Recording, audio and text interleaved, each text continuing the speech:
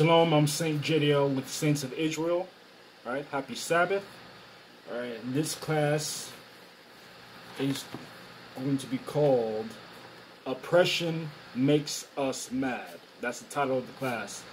Oppression Makes Us Mad. Now, is that a statement that I made up, or is it biblical?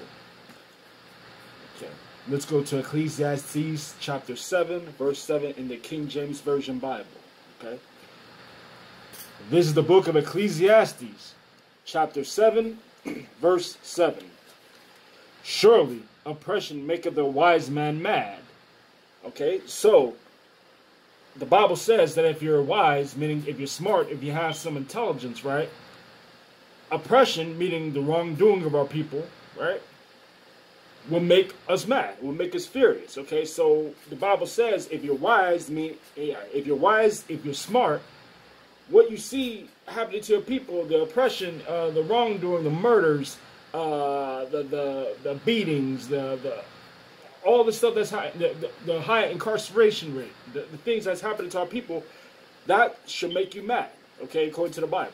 Okay, if you're not mad about that, you're not wise. You're not smart because you don't understand the times we're living. Right?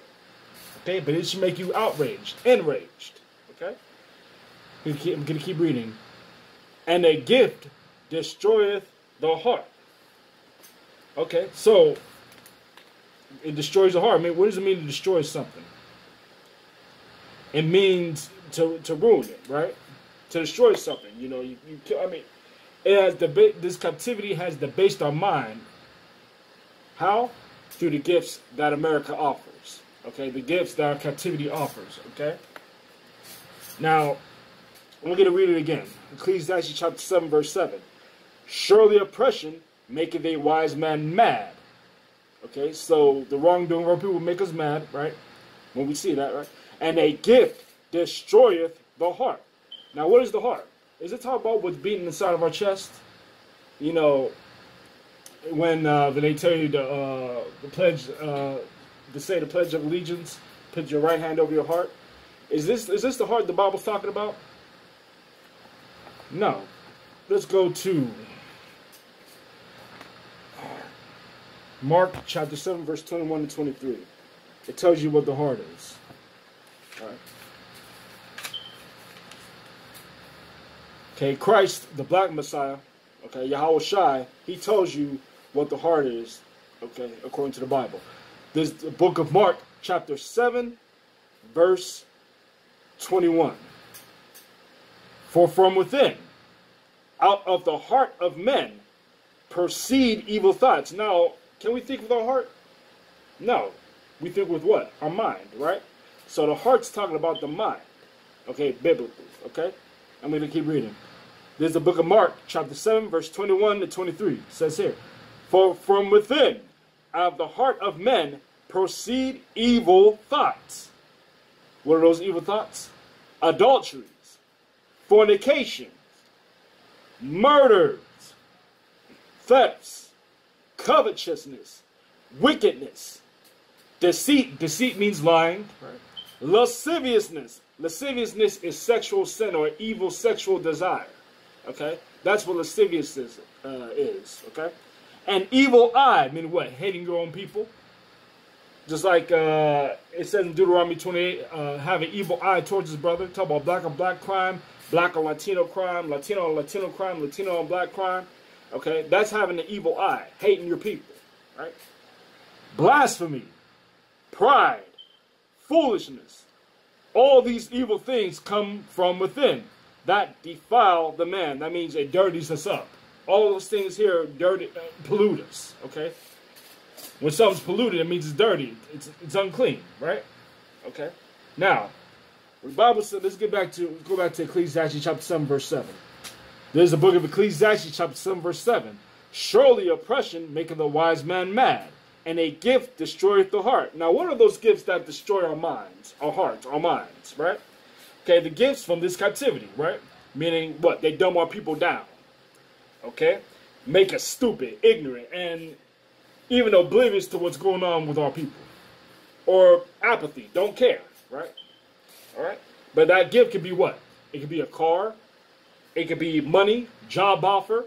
Yeah, and even for you interracial aficionados out there, you brothers that like dating outside your race or marrying outside your race, have sex with those outside your race, you brothers and sisters, those of you who do that, yeah, those interracial marriages are gifts from this captivity also. But Deuteronomy 7:3 says we're not supposed to do that. Okay? But, you know, and for some of you, that gift is what? Weed, a car, things that make us so comfortable we forget about this captivity. Yeah, and we disregard the fact that we're in captivity, okay? And those gifts, you know, I tell you, will dumb us down, right?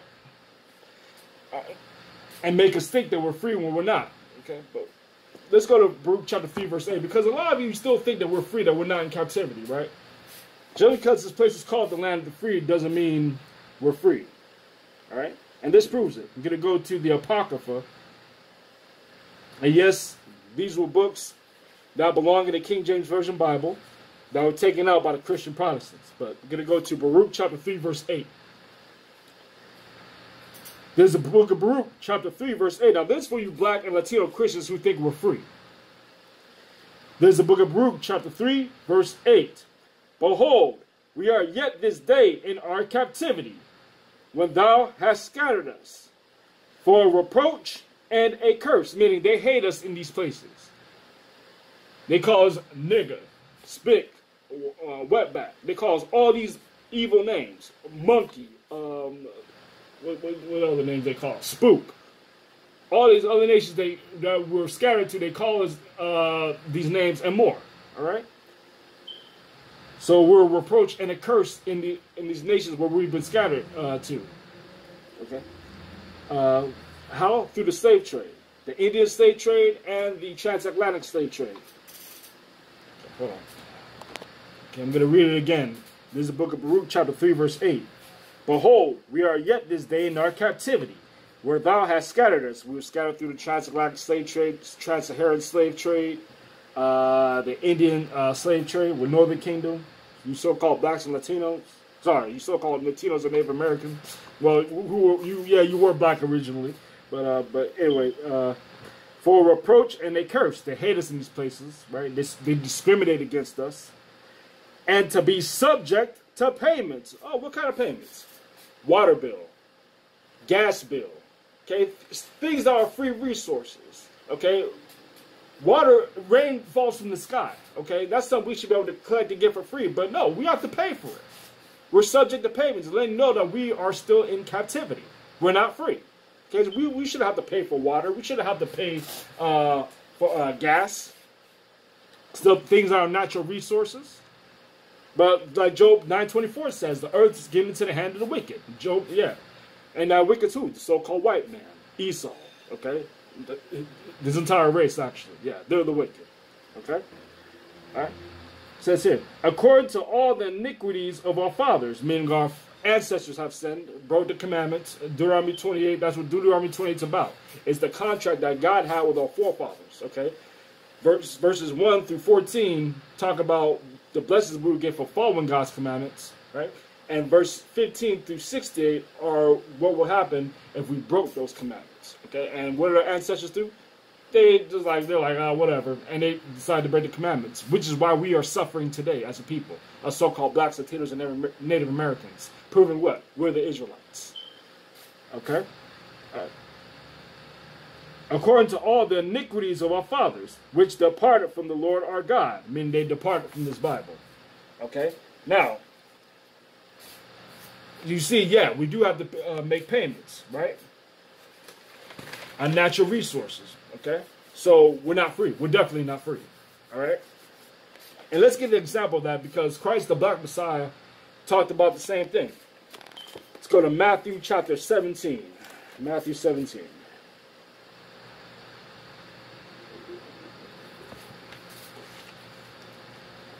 Going to go to Matthew, the 17th chapter. We're going to start at verse 24. There's the book of Matthew, chapter 17, verse 24. And when they were come to Capernaum, they that received tribute money is what? Tax money, paying taxes. Okay, do you have to pay taxes? That's what we do. On a stolen land. Okay? And when they were come to Capernaum, they that received tribute money came to Peter and said, doth not your master pay tribute? Okay, so these Romans were coming, right? These Edomites, they're coming. They're asking Peter, hey, does your master, does Christ pay tribute? Does he pay taxes? Okay. He said, yes. And when he was coming to the house, meaning when Peter was about to go in, right? Jesus prevented him. Jesus, or Yahweh Shai, right? The black Messiah, prevented him, saying, what thinkest thou, Simon? Of whom do the kings of the earth take custom or tribute? Meaning, who do the people tax? When you go into a place, who do the people tax, right? It says, of their own children or of strangers? Meaning what? Do they tax their own race of people? Or do they tax the strangers, those outside, the denizens? Okay? Jesus saith unto him, sorry, let me read that. Let me start at 25 again. It says, he saith, yes. And when he was come into the house, Jesus prevented him, saying, what thinkest thou, Simon? Of whom do the kings of the earth take custom or tribute? Of their own children or of strangers? Peter saith unto him, of strangers. Jesus saith unto him, then are the children free. Okay, so as long as we're paying taxes to another nation, as long as we have to pay bills for another nation to provide goods for us, okay, as long as we have to do those things, we're not free. Now, when we start taxing them, when they start having to pay us, right? That's when we're free. That's what Christ was talking about here. Okay, that's what Yahweh Shai was talking about.